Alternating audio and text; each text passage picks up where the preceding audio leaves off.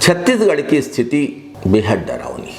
आपको अपराधों का शिकार बनाया जाएगा, आपके साथ अत्याचार होगा और उसके बाद आपको ही धमकाया जाएगा कि चुप रहो, कहीं शिकायत मत करो। अगर आप हिम्मत करके थाने पहुंच गए तो थाने परिसर में आपके फ़ोन में, आपके मोबाइल में फ़ोन आएंगे। थाने परिसर के बाहर मोटरसाइकिलों से गुंडे चक्कर लगाएंगे और FIR लिखवाना भी किसी जंग से कम नहीं होगा। टालो मटाल की जाएगी, बहाने बनाए जाएंगे, दबाव बनाए जाएंगे, मेडिकल में देर होगी। और मान लीजिए आपने किसी तरह से अपनी शिकायत दर्ज भी करवा ली तो कहानी यहाँ ख़त्म नहीं होती। असली दबाव तो इसके बाद शुरू होता है। सत्ताधीशों से जुड़े प्रभावशाली लोग सामने आएंगे, धमकाएंगे, समझौते का दबाव बनाएंगे और कहेंगे मामला वापस ले लो वरना अंजाम भुगतना होगा। यानी अपराधी पहले हमला करेंगे, खुलेआम धमकियां दी जाएंगी और अंत में सत्ताधीशों के प्रभाव और दबाव का उपयोग करके पीड़ित को ही झुकाने की कोशिश की जाएगी।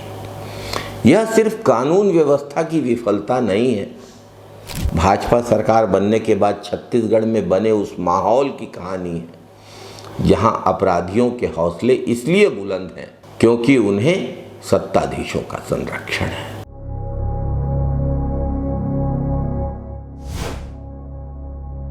बलौदाबाजार की घटना सिर्फ एक अपराध नहीं है, यह सत्ताधीशों, प्रशासनिक व्यवस्था और संवेदनहीनता का खतरनाक गठजोड़ है। एक मासूम बच्चे की गलती इतनी ही थी कि वो आम के लालच में चला गया आम तोड़ने। उसे एक बच्चा न समझकर, उसे एक इंसान न समझकर उसके साथ अदानी के गार्ड ने जिस बेरहमी से बर्ताव किया, उठा उठा कर पटक पटक कर पीटा। ये मारपीट नहीं है, ये सत्ता के संरक्षण की वो तस्वीर है जिसमें गरीब के जान की कोई कीमत नहीं है। और उससे ज़्यादा शर्मनाक, जब इस हैवानियत के खिलाफ आवाज़ उठी तो सिस्टम ने क्या किया? पीड़ित परिवार को धमकियां, समझौते का दबाव, पीड़ित परिवार के स्वाभिमान और सम्मान को संयंत्र प्रबंधन के दलालों के द्वारा खरीदने की कोशिश है। और मामला बढ़ा तो छोटी मोटी गिरफ्तारियां। पूरा समाज और पूरा बलौदाबाजार क्षेत्र इस घटना से आहत है। लेकिन सुशासन की सरकार, क्या यही है सुशासन? क्या यही है कानून का राज? अदानी अंबुजा सीमेंट लिमिटेड जैसे बड़े कारपोरेट के सामने क्या अब भाजपा की सरकारें इतना झुक गई हैं कि एक नाबालिग गरीब बच्चे के साथ इंसाफ से ज़्यादा महत्वपूर्ण इन पूंजीपतियों के हित का संरक्षण हो गया है?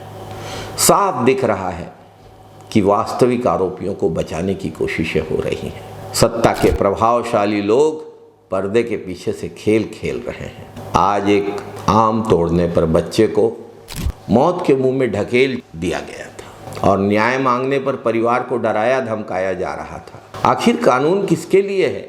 सरकार किसके लिए है? ये घटना एक चेतावनी है कि अगर अब भी हम लोग मासूम बच्चों के, गरीबों के, मजदूरों के, किसानों के, गांव वालों के अधिकारों के लिए एकजुट नहीं हुए तो कल हर गरीब इसी तरह अत्याचार का शिकार बनाया जाएगा। सभी दोषियों की तुरंत गिरफ्तारी की मांग हो रही है, तेज हो गई है। निष्पक्ष न्याय मांगा जा रहा है। पीड़ित परिवार को सुरक्षा और उन्हें उनका खोया हुआ सम्मान और स्वाभिमान मिले, ये सब चाहते हैं। सबसे बड़ा सवाल भाजपा की सरकार से, क्या आप जनता के साथ हैं या ताकतवर लोगों के साथ खड़े हैं? और अब चुप रहने का वक्त नहीं है। ये लड़ाई सिर्फ एक बच्चे की नहीं है, ये लड़ाई न्याय के साथ अहंकार की लड़ाई है, अन्याय की लड़ाई है, अत्याचार की लड़ाई है।